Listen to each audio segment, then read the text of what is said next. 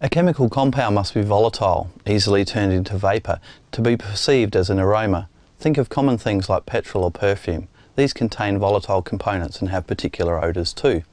Wine contains many hundreds of naturally occurring volatile compounds in different concentrations, but the distinctive aromas of wine are typically associated with a smaller number of volatiles with diverse odour qualities.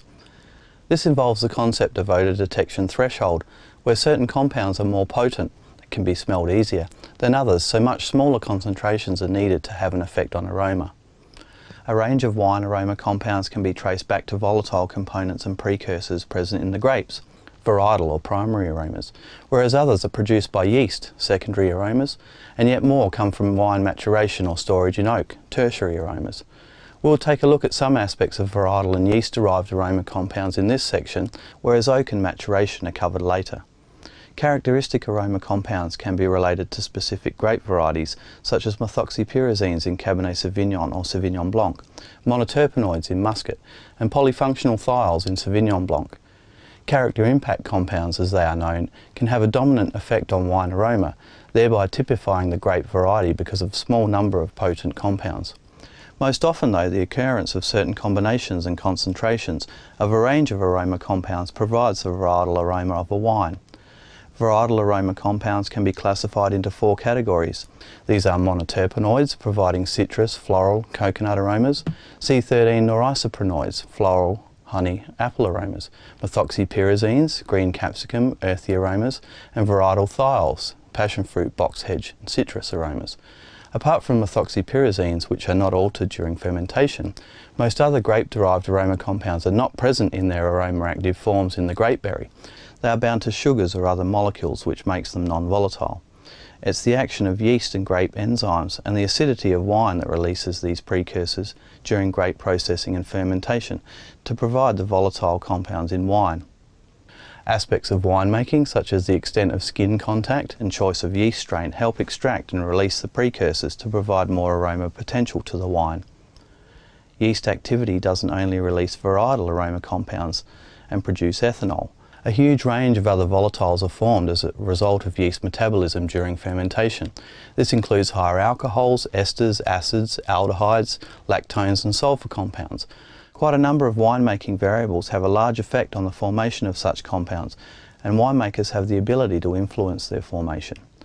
Overall, fermentation volatiles are present in the greatest amounts, but they contribute rather subtly to overall aroma because their concentrations are frequently below the corresponding aroma detection thresholds. The aroma of different wines therefore arises from interactions of the grape varietal aroma compounds with the many volatiles formed during alcoholic fermentation. I'll talk now about some of those fermentation volatiles. Higher alcohols are formed in the highest concentrations. They contribute aromas that are described as fruity, floral and solvent. And when present at normal levels, the fruity characters are positive and add complexity. But when higher alcohols are present in excessive amounts, there can be pungent, solvent and fusel aromas.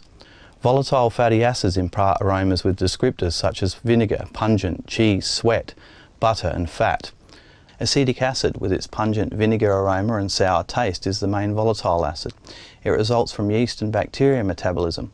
Acetic acid is usually present at levels which don't pose a problem and actually add complexity to wine aroma.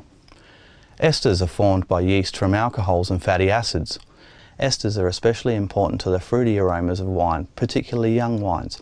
Esters contribute aromas such as banana, rose, pineapple, apple, floral and strawberry.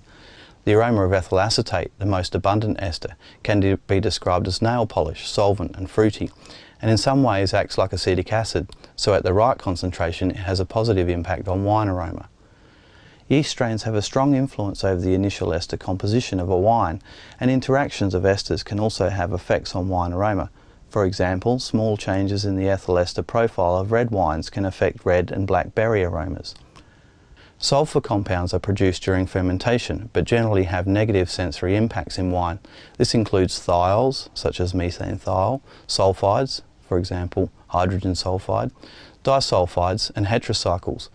Formation of these compounds is largely associated with fermentations that are struggling, and formation of hydrogen sulfide is especially accompanied by a range of other sulfur compounds. In contrast to the attractive aromas of varietal thiols, these sulfur compounds have aromas such as cabbage, cooked vegetables, asparagus, onion, garlic, rubber and rotten egg.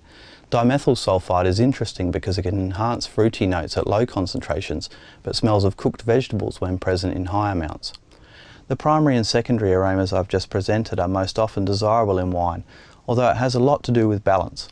Apart from oak, which I'll talk about next week, other significant sources of aroma compounds also exist, including taints from external sources.